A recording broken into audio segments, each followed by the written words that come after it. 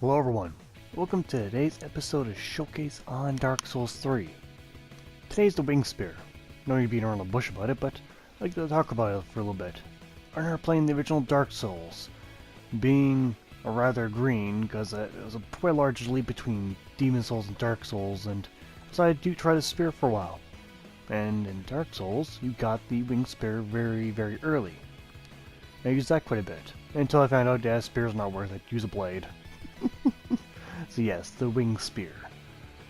Very distinctive, very weird, but this thing's quite historically accurate, which I'll get into later. But first, a description of the weapon, which reads, long, hilted spear with wing lugs. Long reach, it can be used with a shield up. Spear attacks are centered on thrusting, but can inflict high damage when timed at the end of an enemy's swing. Not really sure that really made any difference when I stab people. Whatever. The skill is the Spear Charge, which is shared across nearly every spear. Hold spear at the waist and charge at foe. Use strong attack while charging to extend the length of the charge. So yes, nothing really new there. At all. And it does mention you can use with a shield up, so I don't think I really need to do that animation. Probably will anyway, just for the sake of it, in case people skip this section. You never know. I'm not sure what everyone watches. Alright, now, visually the weapon, what you would call this is a boar spear. Yes, a boar spear. Used to hunt wild boars early in the day. Boars, when enraged, don't really feel too much pain, and they pretty much ignore it. The wing lugs will prevent the boar from charging up the spear to attack you. Eventually, after someone got clever, it's like, hey, I could probably use this from horseback in war and prevent my spear from going through an opponent and losing the spear. So there you have it. Wing lugs. They're also good for stopping blades if, say, you found yourself in that situation. So yes, very neat looking. 1-to-1, it's a boar spear. Things you learn when you search the weapons on Google. Alright, going on to the physical of the Wing Spear, we got quite a bit of damage. As in, you got at least basic damage. It is a spear after all. The funny thing is, you only got less than 100 physical damage, but you got 63 bonus. Well, that's because in trio bonus you got a D for strength and C for dexterity. It's a rather early weapon, so it's strange. You get quite a bit of bonus damage. In trio requirements, you need 12 strength and 15 dexterity to wield. It's alright. You need a little bit, but not too much. And you got this Spear Charge, which you can start using, well, the start of the charge costs 13 FP, and then the follow-up strong attack is 9 FP. Alright. Total 24, and the weight of the weapon is 6.0. A little hefty for a spear, to be honest, but it's not that heavy in terms of overall compared to other weapons. So, seems average. For the animations for the Wing Spear, well, it's all the spear pokes. It's all early weapon. And heavy attack is very heavy spear poke. Nothing new there. Two-handed basic attack is again two-handed more rapid, heavier spear pokes. And a very heavy spear poke with a two-handed attack. Stick that boar good. Now for rolling attacks, so you pretty much bring like an axe head on your enemy with the light roll attack. And the heavy attack, it's a very heavy jab. Using the left hand offers no new animations at all, so it's really no point. Really, there isn't. You can even use it with a shield up. Then you got the small spear charge. Nothing new here. We already knew this.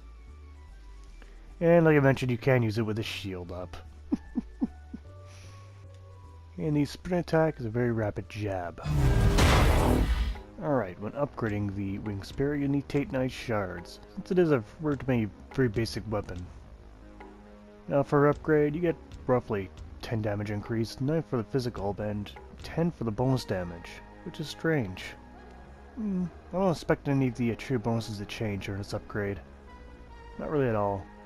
And it seems like that might be the case. There's the final upgrade. Nope, on the first Titanite chunk upgrade, you'll get your true bonus from strength to go to C. It's alright, that's quite something. Alright, so this weapon should perform just as good as any other basic spear. Generally, they're all the same when it comes down to performance. Will it jab? It really comes down to range, and at least this one has decent range. So yeah, backstab wasn't that strong. That's the idea, this weapon's not supposed to be strong.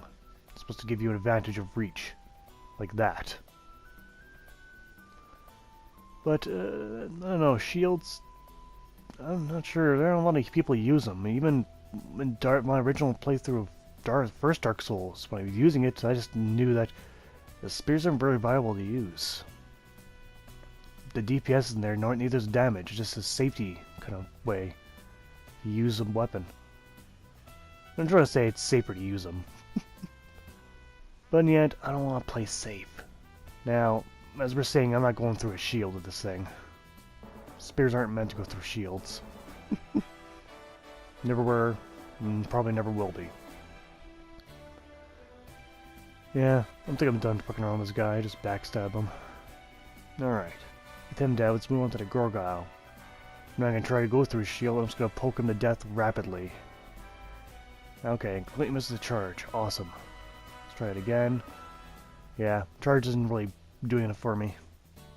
So just spear poke him to death. Ah, come on. There we go. Now, moving on to the Black Knight. Spear poking him to death really isn't an option. The spear isn't long enough. I'm pretty sure we both have the same reach with this weapon. So, backstabbing for victory. Although it might take a couple of backstabs. And when I got him with a full blunt of that charge, it did okay. But that's the only opponent I did get the full blunt of the charge with.